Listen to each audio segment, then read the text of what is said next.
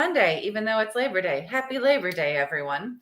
So today I'm going to talk to you about conducting market research so you can make better marketing decisions. So researching your market. So I will give you an example of what not to do, which is what I did when I first got started, because when I started blogging professionally, people just gave me topics to cover and told me what to write.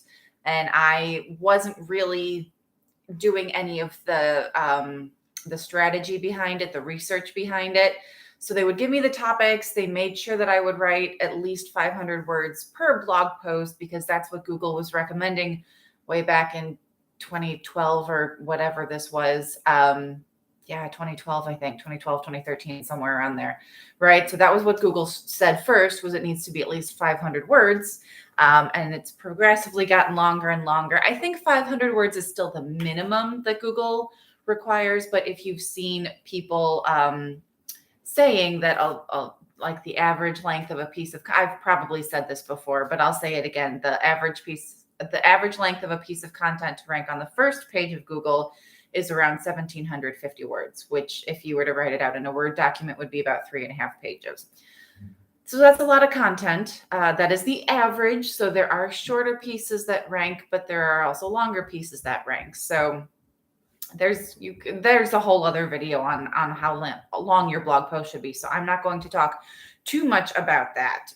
But my point in talking about this was that when I started finally writing a blog for my own business, which took me an embarrassingly long time, because I finally realized I could not tell people that they need to be blogging for their business and then not blog for my own business. I should really practice what I preach. So I did, but again, I would write about 500 words, 500 to 600 words per post, because I just assumed, did not do any market research, just assumed that, well, my target audience is busy professionals and they don't have a lot of time to read. They just want to get in, get their information, get out.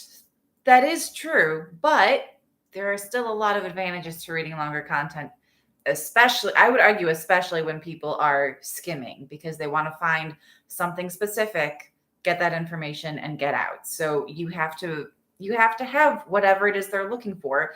And that means you have to have all of the information you can provide on a particular topic, whatever topic it is you're covering in your blog. So did I ask any of my readers, much less my clients, how long they preferred the content to be? No.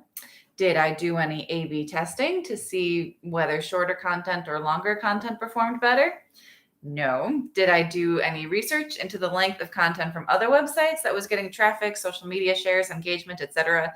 No, I did not. Although I did know that there were other content marketers creating longer content. So I knew that was a thing. I knew that was starting to happen, but I did not implement it in my own strategy because I honestly, looking back on it now, it was an excuse to not really do the research, to not write the longer content, right? I didn't want to spend the time writing longer content, and I came up with an excuse to justify that position rather than actually doing the research. So I'm going to tell you how to not do that, right? So because when you have your marketing research, when you have your data, you can create not just content that's long enough for your target audience, but you can create the types of content they want to engage with. You can cover the topics they're most interested in. You can make sure the content goes in the places where they're already hanging out, right? So if you don't do any of those things, I think it's fairly obvious how you can waste a lot of time. You can spend a lot of time and effort trying to build your visibility on channels where your target audience is not hanging out. You can create content that no one cares about, or you can create it in a format that no one cares about. So doing this market research is super, super important. So I'm going to start with the really broad. So there are broad ways to do market research, and then you can get progressively narrower. So that's how I'm going to write this, or how I'm going to cover these topics, is we're going to start super broad and then we're going to progressively go narrower. So the broadest way to do your market research is things like Answer the Public, which is a tool I've talked about a lot before because it is one of my favorite tools. but it is super broad, right? So you put in your keyword or search term and it generates for you all of the questions asked across the internet using that keyword or search term. Super helpful for coming up with topics, but that's it, that you get all those questions. You don't know how many people are asking which question. You don't know anything about the people asking these questions or using these search terms, right? All that you know is these questions are being asked somewhere online. So it's a good starting point, but again, super broad. Next, you can go to your SEO tool of choice, which should have a keyword tool. My personal favorite I have mentioned is SERPstat, SERP stat, STAT, all one word though. So that is SERPstat.com. And they do all kinds of things. That is a great SEO tool, but I use it primarily for my keyword research. And that gives you a little more information, still not super specific, but that can tell you things like how much that keyword is getting searched, like the average monthly search volume, the SEO competition or difficulty score, depending on the tool that you use. It might have a different name, but basically it tells you how easy or hard it is to rank for that keyword. It will also usually give you similar keywords, related keywords, and it will also usually tell you which websites are currently ranking highest for that particular keyword. So you're getting more information there, but that's still pretty broad. Google has a keyword research tool that is not always super accurate in terms of the numbers it generates. But one of the things it does that a lot of other tools do not do is it can tell you, because Google knows all. So Google's keyword research can tell you where people are located geographically when they're asking certain questions. So that can be super useful. Not super useful for me because I'm digital, right? I can serve people from all over the world, really. But if you have a brick and mortar store, if you are an attorney or a financial planner and you can only help people in certain states, or if you're selling insurance, right?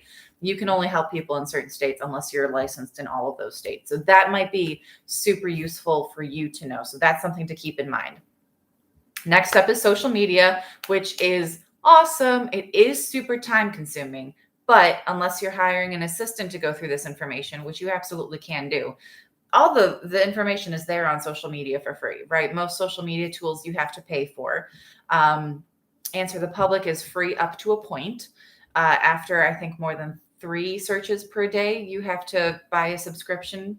So that is something to keep in mind. Social media, totally free. You can do all this research.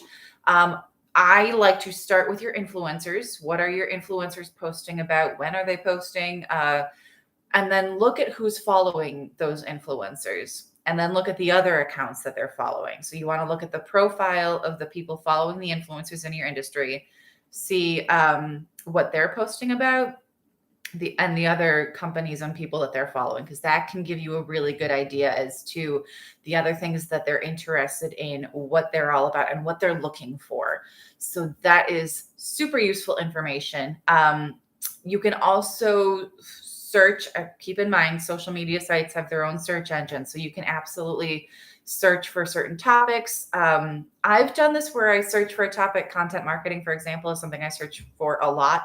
I will use hashtag content marketing, and then I will just put in content marketing without the hashtag, just that phrase. That gives you slightly different results. So that's something that I will do. And then you can usually filter your searches by top or most recent. So selecting top will give you an idea of what's trending, which is good to know. But searching most recent can reveal some hidden gems. So I like to use both. See what's I have also found that by selecting top, I tend to get older posts, which is not always super helpful, especially if you're looking for posts to engage with. If you engage with posts that are older than, I think, 3 or 4 days, that tends to kind of mess with the algorithm because the algorithm likes newer content. So I don't know why top content gets the older post. It probably takes a while for it to get registered as top content. But that's another reason that I like to switch to the most recent filter, because that gets me some of the more recent stuff. Mention is a tool you can use that, again, I think you get a free trial and then you have to pay to use it after, I think, 7 days, something like that. Anyway, that is a great way where, again, you can put in, I think, up to 2 or 3 topics, and it just crawls the internet looking for every Google's post, Google mentions, social media mentions, social media posts that use that keyword that you are looking for information on. So that can give you, you still kind of have to filter through the responses you get from it. So it's not entirely like doing the work for you, but it does a lot of the initial groundwork for you. And again, you still have to go through those profiles and see who's following them and what they're posting about and who else they're following. So there's still a lot of legwork there, but Mention can take out a good chunk of that legwork, but just by doing it for you and doing all that crawling for you.